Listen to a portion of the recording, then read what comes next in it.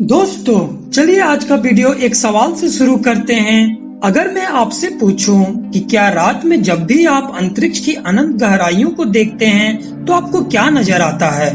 कुछ लोगों का यह कहना होगा कि उन्हें चांद तारे दिखाई देते हैं और कुछ लोगों का यह कहना होगा कि उन्हें चांद सितारों के साथ साथ कई प्लैनेट्स भी दिखाई देते हैं। पर क्या हो अगर मैं आपसे यह कहूँ कि असीम अंतरिक्ष में दिख रहे तारों सितारों के बीच एक खास तरह का ज्योमेट्रिकल पैटर्न्स छुपे हुए हैं, तो क्या आप मानोगे? वे हमें हर रात दिखाई तो देते हैं, बस हम ही उन्हें अनदेखा कर देते हैं। तो कोई बात नहीं दोस्तों, आज इस वीडियो के माध्यम से आपको ये सभी ज्योमेट्रिकल पैटर्न्स, जिनको इंग्लिश में हम कॉन्स्टेलेशन और हिंदी में तारामंडल कहते हैं, वे समझ में आ जाएंगे और इन तारामंडलों का हमारे पूर्वजों से क्या संबंध था वह भी समझ में आ जाएगा। तो स्वागत है दोस्तों आपका हमारे YouTube चैनल पे और हम उम्मीद करते हैं कि आपको हमारा यह वीडियो पसंद आए। कॉन्स्टेलेशन या तारामंडल रात के आकाश में दिखने वाले तारों के एक पर्टिकुलर समूह को कहते हैं। अगर आप इन तारों के समूहों को एक दूसरे से एक इमेजिनरी लाइंस के द्वारा मिलाएंगे तो आपको कुछ आकृतियां प्रतीत होने लगेंगी और इन्हीं आकृतियों के ही आधार पर उन कॉन्स्टेलेशंस को नाम दिया जाता है। पर ध्यान रहे कि किसी भी तारामंडल में दिखने वाले तारे और अन्य वस्तुएं पृथ्वी से देखने पर भले ही एक दूसरे के समीप लगे, लेकिन जरूरी नहीं कि ऐसा वास्तव में भी हो। इन रियलिटी वे एक दूसरे से करोड़ों लाइट ईयर्स की दूरी पर हैं। इसको हम इस तरीके से समझ सकते हैं कि जिस प्रकार पहाड़ी इलाकों में दूर से देखने पर दो पहाड़ एक दूसरे के बेहद नजदीक लगते हैं, पर वास्तव में जब हम उन पहाड़ों के पास पहुंचते हैं तो हमें यह पता चलता है कि वे तो एक दूसरे से मीलों दूरी पर हैं। तो आइए इन तारामंडलों के इतिहास को समझते हैं और यह जानने की कोशिश करते हैं कि इन तारामंडलों का हमारे पूर्वजों से क्या गहरा संबंध था और वे कैसे इनका यूज करते थे। तारामंडलों का इतिहास अभूत रूप से बहुत ही प्राचीन है। इनका जिक्र हमें आदि मानवों के समय से होता आया है। विश्व भर में कई ऐसी अंधेरी गुफाओं में आदि मानवों द्वारा बनाए गए चित्रों में इनका उल्लेख भी मिलता है।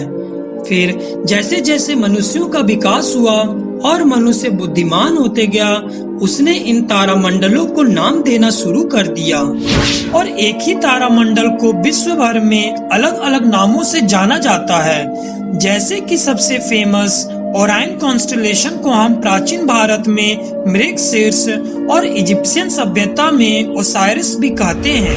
प्राचीन मानवों द्वारा कृतित चित्रों के बाद इन तारामंडलों का जिक्र हमें हर प्राचीन सभ्यता में मिला है, जैसे कि प्राचीन भारत, इजिप्ट, मायंस, मेसोपोटामियंस आदि। अब आइए यह समझने की कोशिश करते हैं कि आखिर में यह सभी तारामंडल इन प्राचीन सभ्यताओं के लिए इतने जरूरी क्यों थे। सबसे पहली चीज जो हमें हमारे पौराणिक पुस्तकों से मिले हैं वह है एक आध्यात्मिक रिश्ता।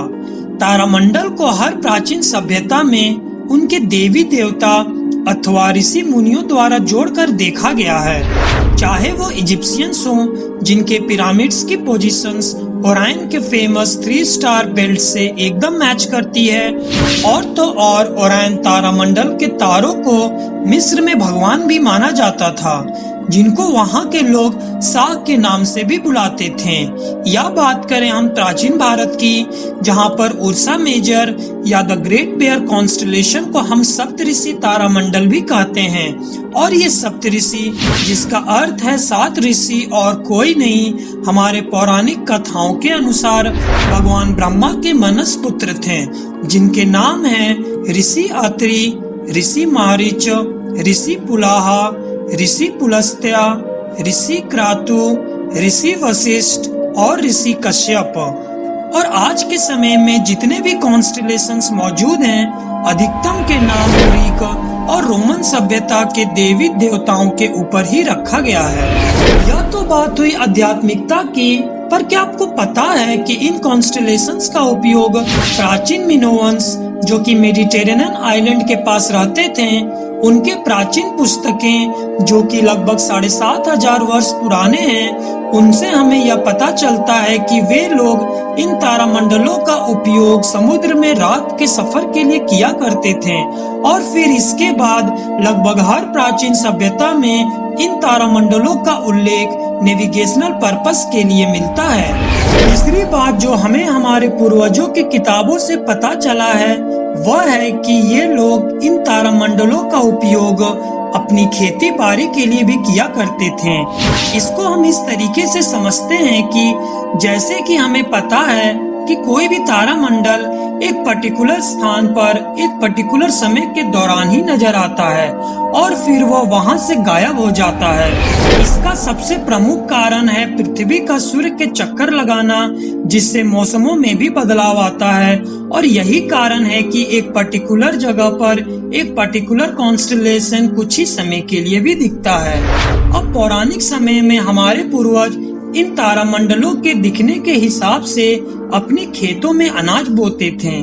जैसे कि हमारे देश भारत की बात करें तो यहाँ सप्तऋषि तारामंडल गर्मी के मौसम में और ओरायन कॉन्स्टेलेशन ठंडी के मौसम में ही दिखते हैं। तो इन्हीं तारामंडलों के दिखने के हिसाब से हमारे पूर्वज खेतों में खेती बाड़ी करते थे।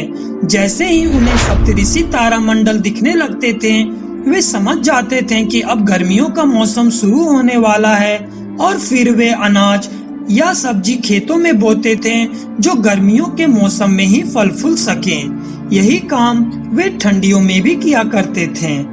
यह तो बात हुई तारामंडल और हमारे पूर्वजों के रिश्तों के बारे में। अब हम आज के मॉडर्न साइंस के हिसाब से इन कॉन्स्टेलेशंस को समझने की कोशिश करेंगे। आज के समय में इन तारामंडलों का लेखा जोखा इंटरनेशनल एस्ट्रोनॉमिकल यूनियन अर्थात अंतर्राष्ट्रीय खगोलीय संघ द्वारा देखा जाता है। यह एक पेशेवर खगोल शास्त्रियों का एक संगठन है। इनके रिसर्च के हिसाब से आज टोटल 88 कॉन्स्टेलेशंस का गठन हुआ है और ये सभी तारामंडल एक दूसरे से बेहद ही भिन्न हैं। अब आइए यह जानने की कोशिश करते हैं कि आज के इस आधुनिक युग में आज के खगोल शास्त्री इन तारामंडलों का उपयोग कैसे कर रहे हैं। तो आज के इस आधुनिक युग में किसी तारों के तारामंडल के इर्द गिर्द क्षेत्रों को भी उसी तारामंडल का नाम दे दिया जाता है। इस प्रकार पूरे खगोलीय गोले अर्थात सेलेस्टियल स्फीयर को अलग अलग भागों में विभाजित कर दिया गया है ताकि मनुष्य ब्रह्मांड के हर एक क्षेत्र या वस्तु को आसानी से समझ पाए। अब हम इसको इस तरह से समझते हैं कि आज से करीब 3 साल पहले एक रहस्यमय चीज जिसका नाम ओमुआमुआ था, यह ऑब्जेक्ट ना ही एक एस्टेरॉयड था और ना ही कॉमेट, क्योंकि इसकी आकृति बहुत ही अजीब थी। यह दिखने में एक सिगार की तरह था। यह चीज एक रहस्यमय वस्तु ही थी। पर आज आप किसी भी खगोल शास्त्री से इसके बारे में पूछेंगे तो वे आपको एक ही जवाब देंगे कि उन्हें नहीं पता कि वह रहस्यमय चीज था क्या। पर हाँ, वो आपको यह जरूर बतलाएंगे कि यह रहस्यमय चीज लायरा कॉन्स्टेलेशन की तरफ से आई थी। अब समझने की बात यह है कि यह रहस्यमय चीज चाहे जो भी हो, पर इसकी ओरिजिन को हमेशा लायरा कॉन्स्टेलेशन से ही जोड़कर देखा जाएगा। तो इस तरह आज के आधुनिक मानव तारामंडलों का उपयोग खगोलीय गोलों को अलग अलग हिस्सों में विभाजित कर रिसर्च के लिए यूज कर रहे हैं। अब सबसे इंटरेस्टिंग टॉपिक पे आते हैं कि क्या हम अपने नग्न आंखों से इन कॉन्स्टेलेशंस को देख सकते हैं। तो जवाब है बेशक हाँ। और अगर आप भारत में रह रहे हैं तो आप पूरे साल अलग अलग तारामंडलों को देखने का भी लुत्फ उठा सकते हैं। भारत में गर्मियों के मौसम में और खासकर उत्तर भारत के क्षेत्रों में आप द ग्रेट बियर कॉन्स्टेलेशन, जिसको हम बिग डीपर या सप्तऋषि भी कहते हैं, इस तारामंडल को देखने का लुत्फ उठा सकते हैं। यह 7 तारों का समूह देखने में काफी मनमोहक सा लगता है और इसको देखने में यह एक भालू की आकृति सा प्रतीत होता है। दूसरा कॉन्स्टेलेशन जो कि गर्मियों में नजर आता है वह है स्कॉर्पियस कॉन्स्टेलेशन। यह तारामंडल उन प्राचीन 48 तारामंडलों में से एक है जिसकी खोज ग्रीक एस्ट्रोनॉमर प्टोलेमस ने की थी। यह तारामंडल भारत में गर्मियों के मौसम में सूर्यास्त के बाद नजर आता है। यह तो बात हुई गर्मियों के मौसम में नजर आने वाले तारामंडलों की। अब बात करते हैं उन तारामंडलों की जो भारत में सर्दियों के मौसम में नजर आते हैं। भारत में सर्दियों के समय दिखने वाले सबसे फेमस कॉन्स्टेलेशन का नाम है ओरायन कॉन्स्टेलेशन। यह तारामंडल सबसे ज्यादा प्रसिद्ध है क्योंकि इसका इतिहास हमारे पूर्वजों के साथ अत्यंत ही गहरा है। यह दिखने में एक शिकारी की तरह नजर आता है और यह एक बहुत ही शानदार तारामंडल है। इसी के साथ साथ और भी कई तारामंडल हैं जैसे कि ओरिगा, कैनिस मेजर, टॉरस, जेमिनी। ये सभी तारामंडल हमें भारत के सर्द मौसम में नजर आते हैं और आप इन सभी तारामंडलों को देखने का लुत्फ उठा सकते हैं। आप बस अपने गूगल प्ले स्टोर में जाके कोई भी नाइट स्काई ट्रैकिंग ऐप इस्तेमाल कर सकते हैं और इन सभी शानदार तारामंडलों का लुत्फ उठा सकते हैं। चलिए दोस्तों, आज की वीडियो हम यहीं पे खत्म करते हैं और हम उम्मीद करते हैं कि आपको हमारा यह वीडियो पसंद आया होगा। तो मिलते हैं मित्रों आपसे अगले वीडियो में। तब तक आप अपना और अपनों का ख्याल रखें।